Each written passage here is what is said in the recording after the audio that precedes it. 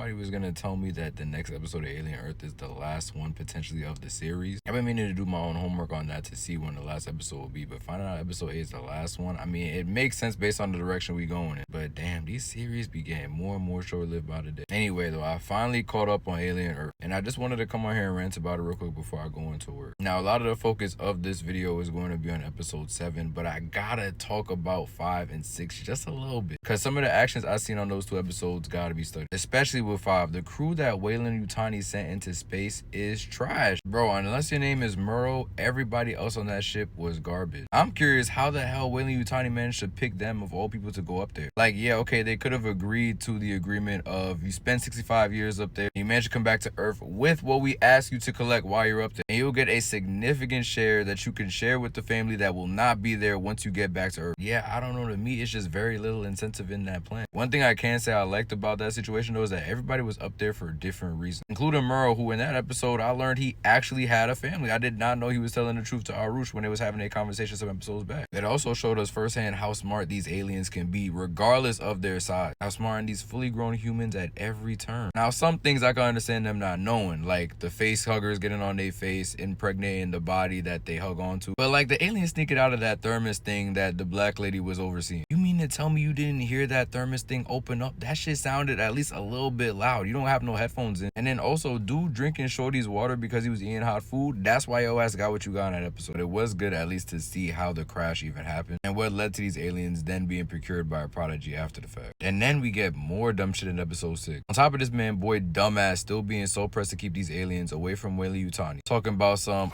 yeah, y'all offer me all this money to give them up, but right now it's just not safe to give them back. And I just don't understand why you're so pressed to keep these aliens on your island if you're getting multiple $billion. That's that greed, bro. Greed is a motherfucker. I can't wait to see him get done so foul in this next episode. You already know they're building up to it. And we also got Isaac, who gotta be the biggest dumbass of the whole episode. I don't know why he was trying to feed them aliens by himself. You had people behind you who could have helped you out. You're still helping Kirsch by getting help from other people to feed those aliens. I don't understand why you feel like you needed to do it by yourself, but that's why what happened to you. I don't even know why you didn't try to wave the fly off your arm. It did look like I had a good grip though. That fly was not no regular ass fly. When that shit spit in his face how it did, oh my god, like damn, that shit just looks so nasty. It started spitting, paused, and then began spitting again. Those species do not fuck with them. I thought he was good in that cage. And I'm like, oh, they're not gonna worry about you, bro. You're not human. But yeah, they got other ways of going about shit. Shout out to that goat. That goat, ooh, don't let him out that cage, because his first target outside that cage is going to be the boy dumbass himself. Last dumbass thing I want to say about episode 6. The wife of Arthur is stupid as hell. What do you gain from staying on the island when your husband is about to leave? When you're seeing all of this happening firsthand.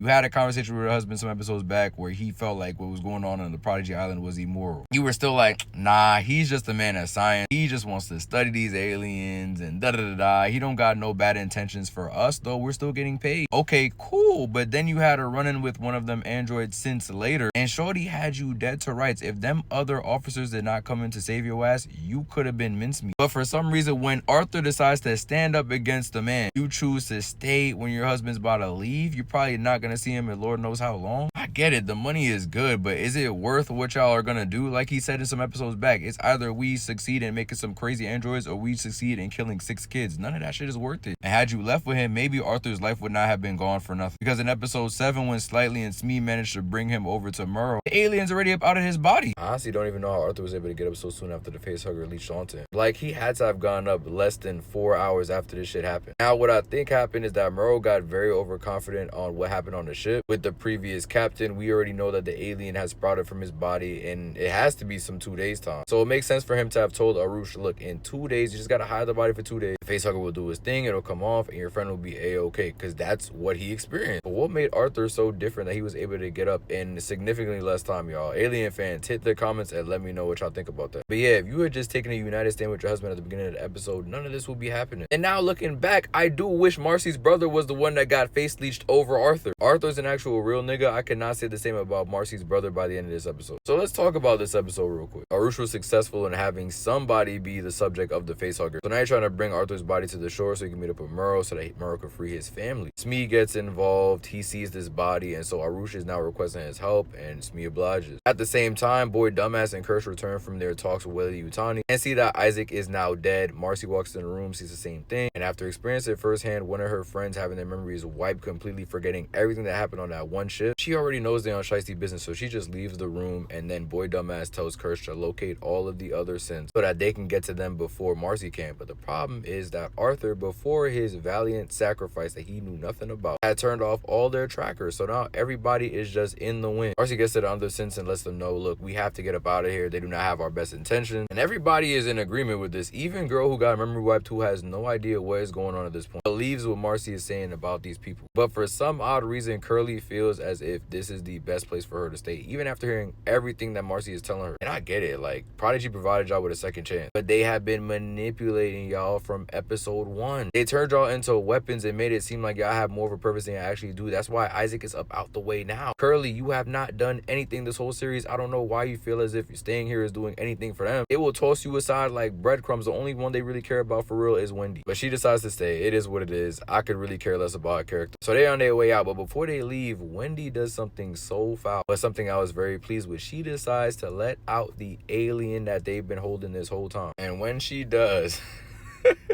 when she does, y'all know all hell is breaking loose. And I was like, about damn time. I give mad credit to Alien Earth for the immense amount of setup they gave us before finally having it be an all-out bloodbath on this island and making us genuinely despise characters like Boy Dumbass in the present and in the past. Because another thing I didn't mention about episode 5 is that there was a saboteur that would receive incentives from Boy Dumbass if he was able to procure the aliens that he wanted them to, and also sabotage the ship in a way where it would crash onto Earth, leaving him as the sole survivor to get all the shares of everybody else that was on the ship. Boy is straight diabolical. Then you have the audacity to throw back on Weyland Yutani's face that they crashed the ship when you wanted somebody on the ship to crash it. What's crazy is even without his intervention, that shit still might have crashed. Smee and Arush are on the move with Arthur's body trying to get it to the coast. Then they run into Kirsch. They think Kirsch is gonna stop him right in their tracks, ask them what they doing, but instead he helps him to the beach. I'm thinking, yo, Kirsch is solid. My boy assessed the scene in the cameras. He sees things is going left. Already had that conversation with Murrow on the elevator where he basically called him a has-been. So I'm thinking he's seeing the writings on the walls and he's going to help these androids escape the island and even escape himself, because he too is one of these androids in. So I'm like, help them, help yourself. I was fucking with how Kirsch's direction was going in this episode. I thought we were seeing some elite character development, but by the end of the episode we see that that's not the case, because after Arush and Smee are successfully able to bring Arthur over to Murrow, his now dead body, Murrow finds no use in it, obviously, because Arthur was housing the alien inside of him, so he felt like he could at least bring Arthur's body over to Weyland Yutani and they would still have an alien even if they weren't able to procure the main alien. But now that that's not the case, he's expendable, so they literally throw Arthur's body in the water. They raid Prodigy Island, and when they get there, they're ambushed. Obviously, I guess they weren't ready for an ambush, and Kirsch is just like, lower your weapons. Murrow's like, you were going to regret this. And I'm just like, Murrow, what do you mean? You walked into this. Like, it's no way you were not prepared for this situation. So yeah, it looks like Kirsch has the one up on their group now. Very embarrassing stuff. I thought Murrow and them would just be more prepared for this. I don't know, it just baffles my mind, but we'll see what happens in this last episode, I guess. Meanwhile, while all this is happening, the Boy Dumbass is trying to have conversations with the goat, who's clearly pissed off at bro. After a while, you can tell the goat is getting pissed off with all his taunts, and I cannot wait for this goat to make its way up out of this cage and just smoke, bro. I know y'all seen the goat keeping the strength up too. It was eating in the last episode, so it's ready for whenever it gets up out that cage, bro. I legit cannot wait for that to happen. Then we end the episode off with Wendy's group trying to make their way up off the island. They run into adversaries from Murrow's group, but Wendy, you know, she got that communication with her twin, the alien, that she let out some scenes back, so it's able to help them dispatch the Murrow's group real quick. And we see that they're very locked in, which is good for their side, because with all these adversaries coming to the island trying to get in their way, we're gonna need the smoke demon to help us get up out of here. Now, while this is happening, I can see Wendy's brother look at all the bloodbath that the alien caused and start to feel some type of way, and I got worried instantly seeing this. When we got to the ship, he confirmed all my worry. He runs into his friends yet again, who are deeply dedicated to getting to this bag, so they do not want them to fuck up the opportunity for them. But as he said, his own words, we need to get up out of here. But his friends weren't hearing it, so of course they have to now fight. fight. And they're fighting against androids, so they're getting cooked. That is until Wendy's brother ups the pole on the android that got her memory wiped, shoots the taser gun at her, taking her out entirely, probably killing her. And it's just like, why would you do this? Do you want to go back to the island that y'all were just trying to get away from? I understand they're your friends, but they're keeping you and your sister from leaving the island. The sister who you thought was dead for so many years now. Did you forget about that? Did I have to remind you about this situation? And did I have to remind you that your sister is also an android who has the ability to command that alien? And your sister's the main character. She's not falling for that same shit you got off on that other android. With all those things said, though, I'm looking forward to the finale. If you've been keeping up with this series, let me know your predictions in the comments.